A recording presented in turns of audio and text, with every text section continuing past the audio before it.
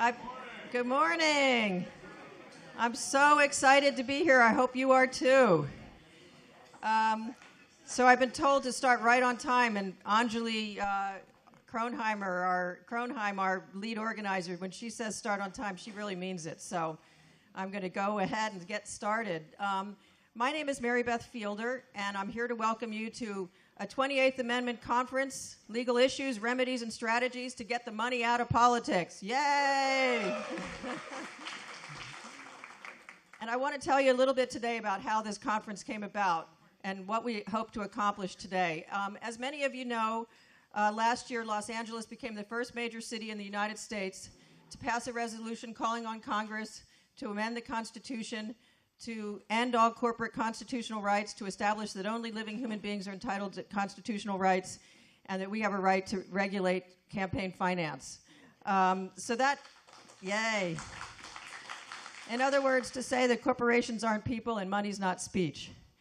So that effort started with only a handful of people a little over a year and a half ago, but in 9 short months it grew to a huge groundswell of support. I think a lot of the people in the room today here might have been part of that effort, and you remember that many groups came together and we filled the chambers of City Hall and we filled the overflow room, and together with Eric Garcetti and Bill Rosendahl, 2 of the city council people who were instrumental in working with us, and the rest of the city council, we stood up for the American people and for our future, and we passed this resolution.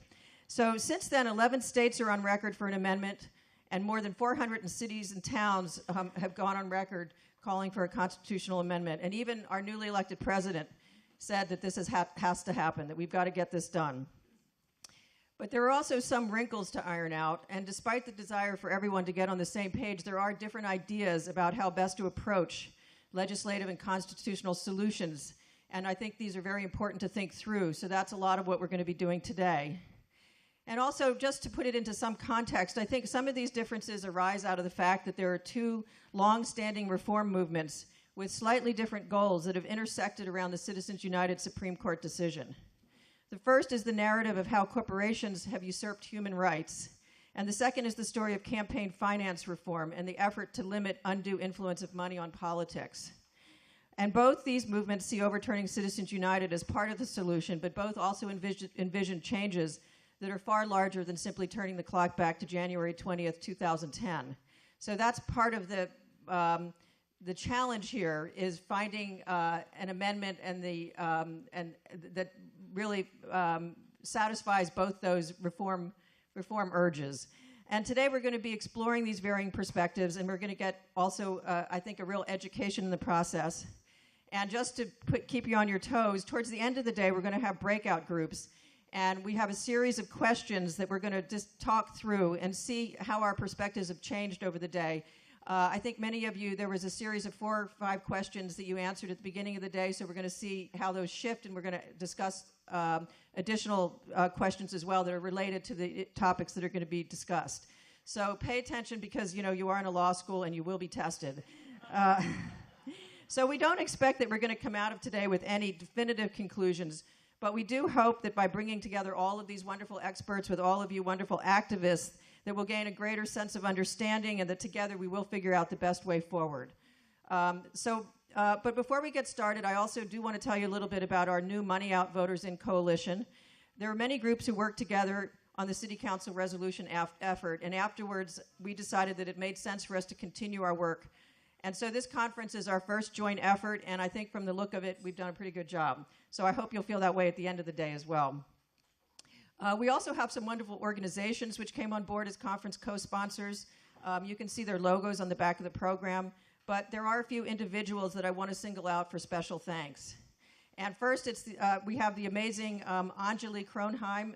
I don't know if she's in the room or she's still out there organizing, but Anjali really cracked the whip and kept us together and kept us on time and kept us on the straight and narrow. So big shout out to Anjali. She's amazing.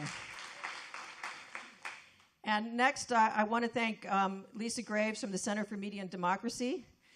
Lisa, thank you for your guidance in putting together the panels and your advice along the way. and also your wonderful support. So we really appreciate it, Lisa. It's an honor to have you here and to have you part of this effort. Thank you. There's Lisa over there. Give a hand. Thanks. And next we have Greg Colvin. Greg was the first speaker to sign. He's over there, so you can look at him and give him good energy.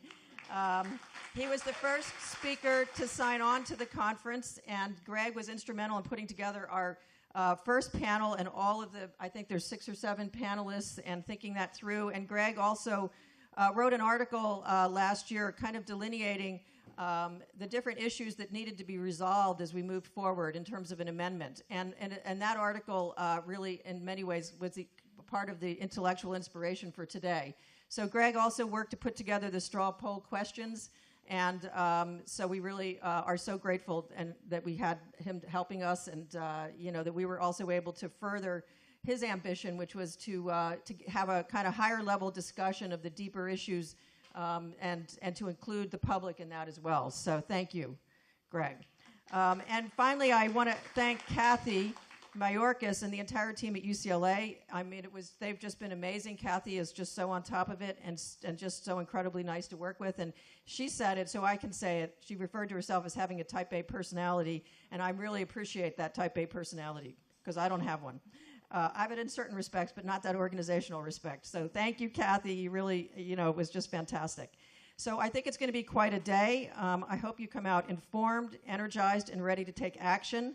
And so now I'm going to turn it over to Michelle Sutter, who's a great pal, co-organizer, committed activist, and she's going to be the MC for the day, and then I'll come back at the end to wrap things up. So I think it's going to be a fantastic day, and I just hope everybody really enjoys it, and stay on your toes, because we need to keep, it's going to be intellectually challenging as well.